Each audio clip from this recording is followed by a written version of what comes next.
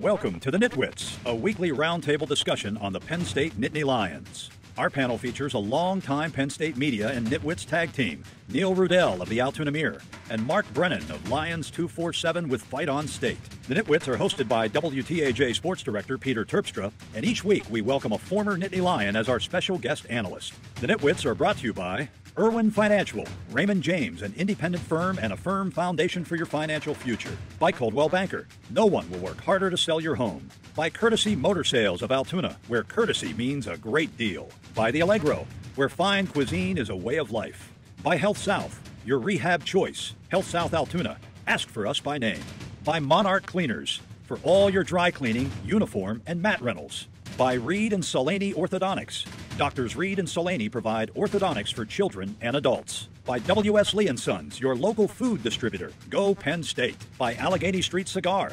Allegheny Street Cigar, Blair County's only cigar lounge. By McAleer's Plumbing, specializing in plumbing, heating, and air conditioning, serving our community since 1886. By Shields Awards and the Sports Shop. We have a fantastic selection of awards, apparel, and memorabilia at great prices. By Freedom RV. Get ready to tailgate this Penn State football season with Freedom RV Rentals. By Jethro's, serving ribs, steaks, Italian specialties, and the famous Prospector Salad since 1983. Takeouts, delivery, and catering. By Lucky's Beer Distributor. Let Lucky's Beer get you ready for PSU game day. By Remax Results Realty Group, committed to a culture of professionalism, productivity, and exceptional service. By EasyToUse.com, your Yellow Pages connection in print and online. By Lions 247 with Fight on State, your online home for Penn State football and recruiting coverage. And by the Altoona Mirror, featuring Penn State Game Day every Friday and Penn State Extra every Sunday. Welcome to Nittany Nation Overtime. Hey, hi, hello. Welcome to Nittany Nation Overtime. I'm Peter Terpstra, and we are joined by the Nitwits once again, Mark Brennan, Neil Rudell, and we have a special guest today, Penn State Athletic Director Sandy Barbour. We appreciate you coming on. Always a pleasure. Sandy, you're 5 for 5. You've been here 5 years. You've been with the Nitwits to make a guest appearance every year. We appreciate your time. I wouldn't miss it for anything. And this is the bye week, but there's no time off. I mean, definitely not for you. So Penn State resting up as far as the football team goes before they pick up play again, coming off the first loss of the season to Ohio State. Coach James Franklin fired up after that game. What did you take out of, I guess, his passion or maybe his post-game comments after that one? Well, first of all, Coach Franklin is always fired up. Yeah. And that's what we've come to know and love about him. And, you know, his post-game comments were very much James. I don't think it should have surprised anybody. He's a passionate guy. He's a self-described emotional guy. And, you know, that's a tough loss. Yeah, for sure. But I think when you take a step back, always you want to win that game. We want to win every game. That's the Penn State standard. But you know, I certainly think James was correct in a lot of what he said.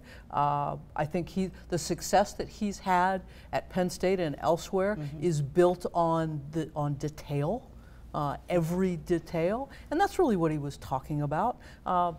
I think the thing that's gotten lost in his comments in the intervening few days is that he said we've gotten to good, we're at great, and we need to be, but we're on our way to elite.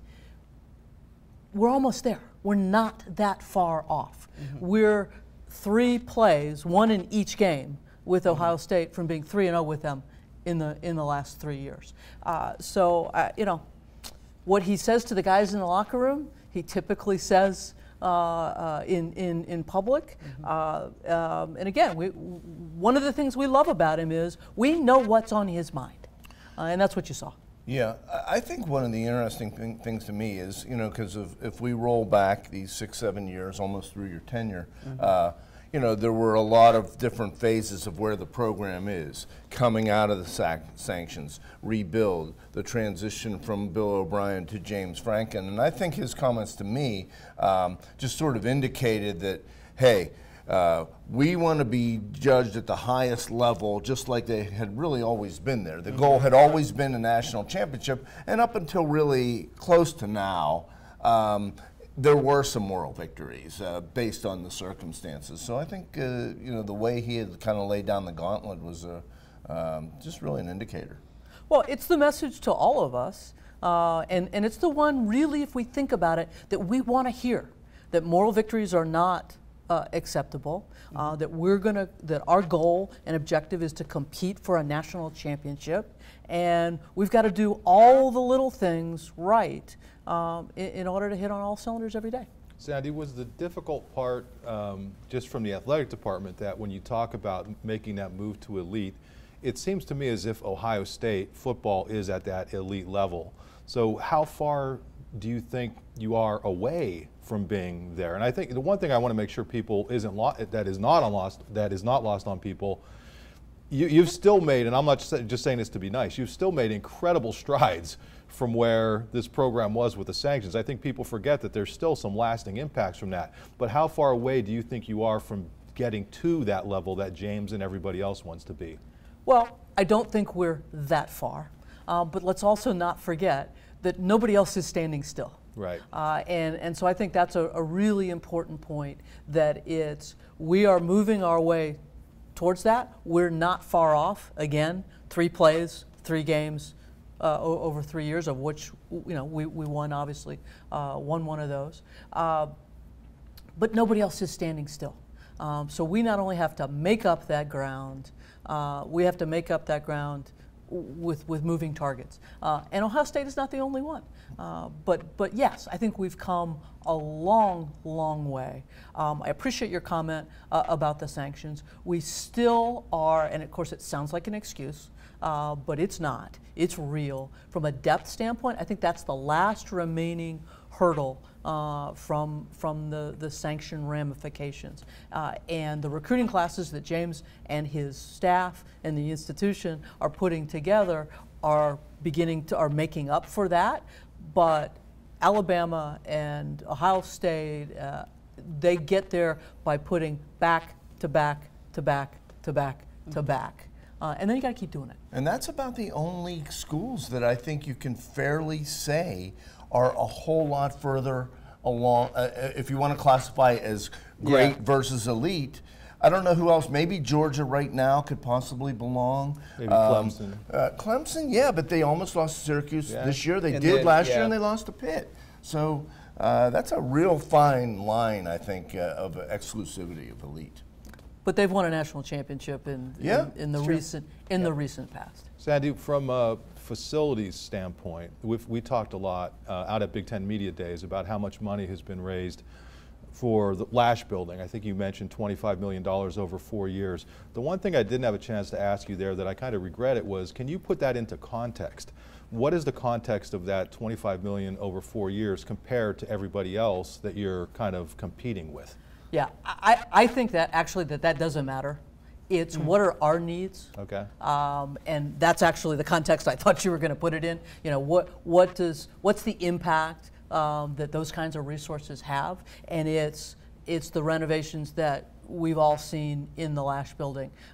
It's the complete renovation of our athletic training room, some improvements in our practice facilities, in Haluba, in the team meeting rooms. We've just finished the position meeting rooms. We're now we've pretty much raised the money to do the team lounge, and we've got a whole list in the Lash building of continuing to do those things. So for me, it's because everybody's needs are different, and everybody's draw is different in terms of student athletes, in terms of what are you building your program on? What are the needs of today's students? And so that's where I think we are. I think we're making great progress. Our fans, our donors, our alumni, our community have been incredibly supportive, incredibly generous, and we need to keep going.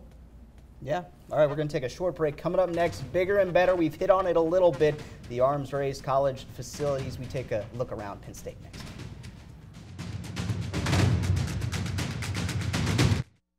The Nitwits are brought to you by Irwin Financial, Raymond James, an independent firm and a firm foundation for your financial future. By Coldwell Banker, no one will work harder to sell your home.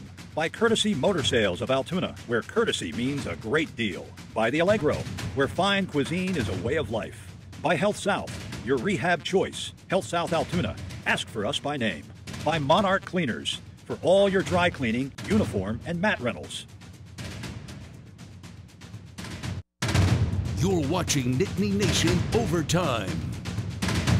Welcome back to Nittany Nation Overtime. We are still joined by Penn State Athletic Director Sandy Barbour. Again, thank you for coming on.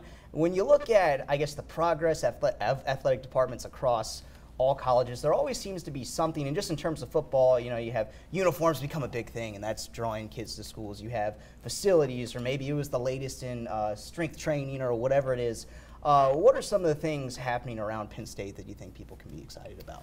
Well, to your point, we live in a competitive environment, and everybody's always trying to figure out how to get a competitive advantage. And that's where this next great thing always comes from. But I think at Penn State, we're trying to focus on student athletes and what provides them conditions for success. We've got such a great tradition of success across a number of sports that we believe that provides the foundation. And then what is it that's going to help them succeed? What is it that's going to help capture the attention and bring the next best basketball player, football student athlete, swimmer, lacrosse player, you name it. And facilities are a part of that, but it's really about resources for success, health and welfare, sports science. We've done a lot with performance science, performance psychology, nutrition.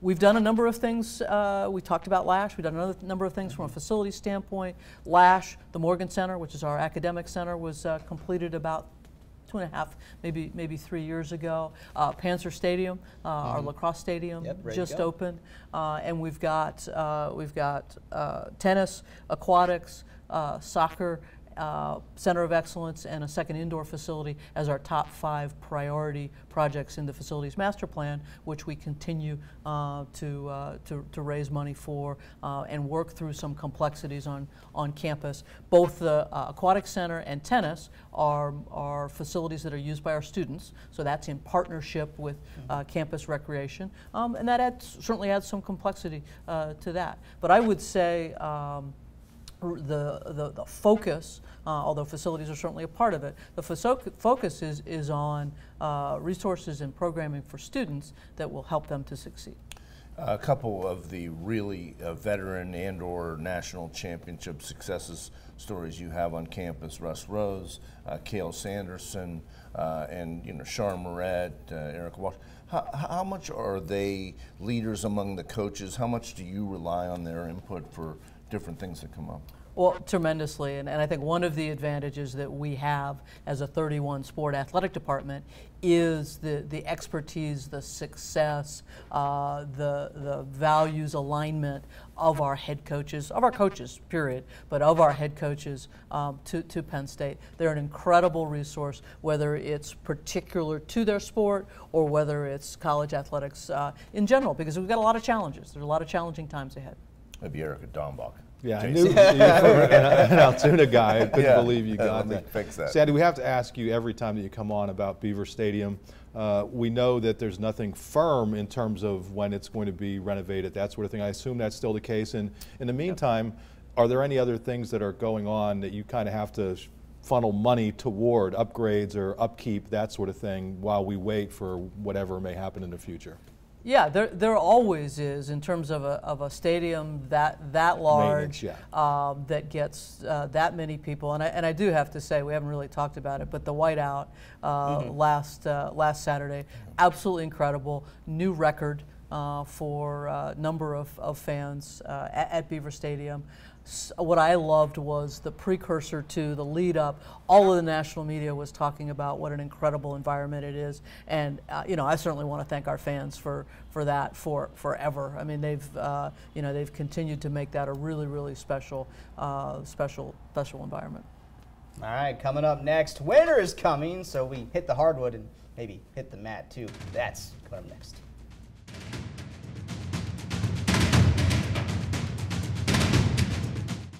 The Nitwits are brought to you by Reed and Solaney Orthodontics. Doctors Reed and Solaney provide orthodontics for children and adults. By W.S. Lee & Sons, your local food distributor. Go Penn State. By Allegheny Street Cigar. Allegheny Street Cigar, Blair County's only cigar lounge. By McAleer's Plumbing, specializing in plumbing, heating, and air conditioning, serving our community since 1886. By Shields Awards and the Sports Shop. We have a fantastic selection of awards, apparel, and memorabilia at great prices. By Freedom RV. Get ready to tailgate this Penn State football season with Freedom RV Rentals. You're watching Nittany Nation Overtime. Welcome back to the show, Nittany Nation Overtime, joined by the Nitwits, Neil and Mark and Sandy Barbour. Honorary Nitwit today. Thanks for coming on the show again. We're going to do some quick hitters in this segment. Now, let's go back to the Illinois game. You were there, 9 p.m. kickoff on a Friday night, 8 p.m. Central, but it seemed strange with a lot goes into that. How do you feel, I guess, about the short week and maybe playing on a day where it's just changed things up? I mean, well, that's part of the issue. It's just something we're not used to. There are some logistical issues with it. The short week for the team. Obviously, our fans trying to travel someplace and get there for a Friday night game. But it was something that we as a conference agreed to do in our new television package. This is the second year of it. Penn State has indicated that we would not do a Friday night at home. And that to be good partners from a Big Ten standpoint, we would do one every few years on an away site, and so that was our first one, and we certainly hope we don't have one for a number of years. I was going to say, do you feel like you took your medicine, like you took one for the team this year and don't have to really do it going forward? And could you have opted out of that altogether? We could have originally. We were asked, okay. Each institution was asked by the Big Ten, what's your tolerance for doing it? We said no to home games. And then again, as I said, to be a good partner, we said we would do one every once in a while on the road. I think that's fair. I mean, you're part of the conference. There's a lot of lucrative opportunity.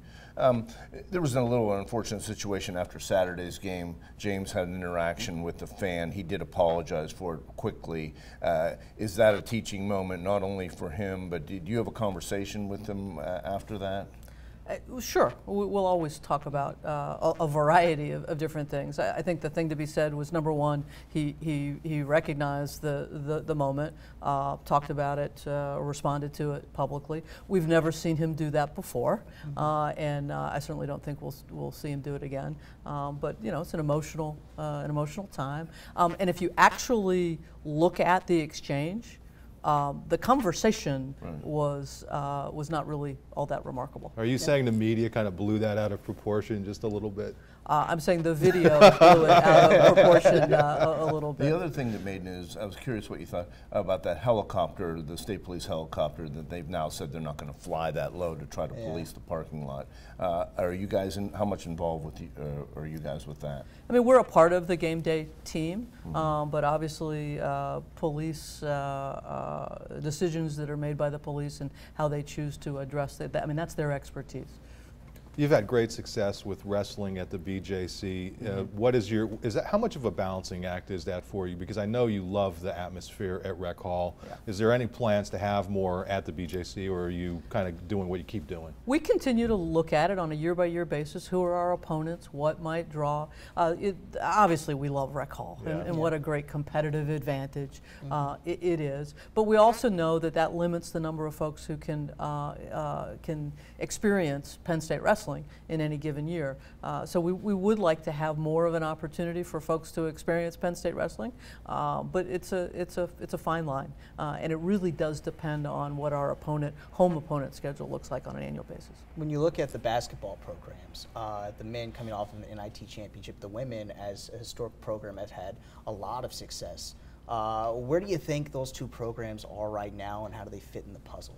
Yeah, they're in different places, but they're both on the rise. Yeah. The men, obviously a great run through the NIT, and Pat has continued to recruit. Pat and his staff have continued to recruit really, really well. So I'm excited to see what they're going to do this year and kind of take that next step. The women have been down a little bit, but they've historically have had great success, and I think that from a recruiting standpoint and a progress standpoint, I think that this is going to be a breakthrough year for us for Coquise and that squad, and it'll be exciting to have hockey and wrestling and both men's and women's basketball. Women's hockey, great win, top 5 win over Colgate last Saturday. So lots to be excited about in the winter. Yeah, the women's hockey season just started. Men's hockey starting up. Men's and women's basketball coming really soon. Soon after that, you got wrestling with the non-conference and everything like that. So there's a lot to look forward to coming up, right? I could spend a lot more time talking about all 31 programs. Yeah, I bet. We got exciting stuff going on in all of them. All right, well, coming up next, one more segment to go. Penn State is on the bye week, but no one's taking any time off. We'll finish it up next.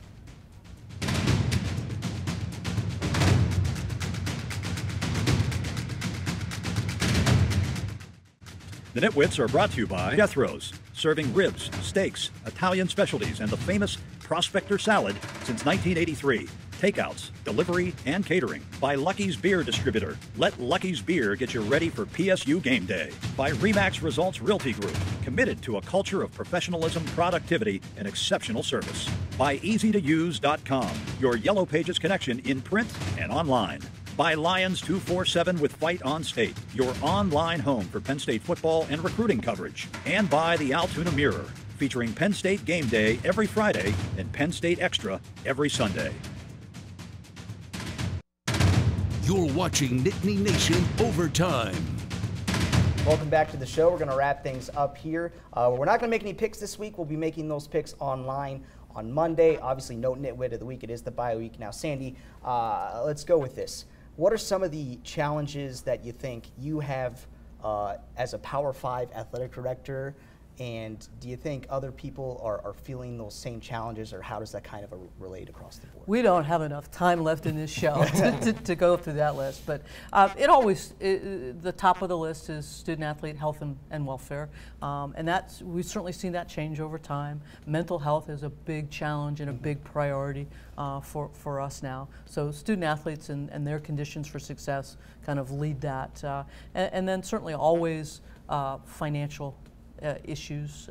How do we create the resources to fund all of this? That's always a challenge. How do we get more out of what we have? And then finally, the legal landscape, whether it's Alston Jenkins or some of the concussion cases or anything else that might come up. Those are really challenging for us, and there are more challenges on the way. And I would say my peers would all have those three. They might have something specific going on in their campus at the time, but I think they'd nod their heads over those three. Along those lines with student health, with Dwight Galt, who's your director of strength training, I forget what his exact title is, but how fortunate do you feel to have a veteran guy like that who seems to be very even-keeled and plugged into what he does? Well, we're tremendously fortunate to have Dwight. Dwight's one of the best in the business. He oversees our entire performance enhancement unit. And most importantly, beyond his expertise, is that he, like any hire that we make, having them be values aligned with the institution, with our goals and objectives, and the way we want to do things is really, really important, and none better for us than Dwight. We appreciate you coming on, Sandy. This is a great way, I think, for folks to hear from you and to kind of get a look at Penn State athletics they might not get on a normal day. Always a pleasure. All right, Thank you, we Sandy. appreciate Thanks for coming it. again. That was Nittany Nation Overtime. Big shout out to Sandy Barbour for coming on. We'll see you next week.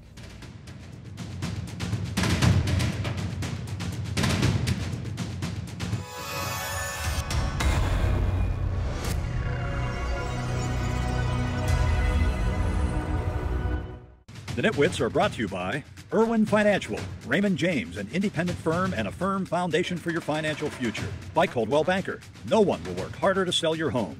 By Courtesy Motor Sales of Altoona, where courtesy means a great deal. By The Allegro, where fine cuisine is a way of life. By Health South, your rehab choice. Health South Altoona, ask for us by name. By Monarch Cleaners, for all your dry cleaning, uniform, and mat rentals. By Reed and Solaney Orthodontics. Doctors Reed and Solaney provide orthodontics for children and adults. By W.S. Lee & Sons, your local food distributor. Go Penn State. By Allegheny Street Cigar. Allegheny Street Cigar, Blair County's only cigar lounge. By McAleer's Plumbing, specializing in plumbing, heating, and air conditioning, serving our community since 1886. By Shields Awards and the Sports Shop. We have a fantastic selection of awards, apparel, and memorabilia at great prices. By Freedom RV. Get ready to tailgate this Penn State football season with Freedom RV Rentals. By Jethro's, serving ribs, steaks, Italian specialties, and the famous Prospector Salad since 1983. Takeouts, delivery, and catering. By Lucky's Beer Distributor. Let Lucky's Beer get you ready for PSU game day. By Remax Results Realty Group. Committed to a culture of professionalism, productivity, and exceptional service. By EasyToUse.com. Your Yellow Pages connection in print and online. By Lions 247 with Fight on State, your online home for Penn State football and recruiting coverage. And by the Altoona Mirror, featuring Penn State Game Day every Friday and Penn State Extra every Sunday. Thanks for watching, and we'll see you next week.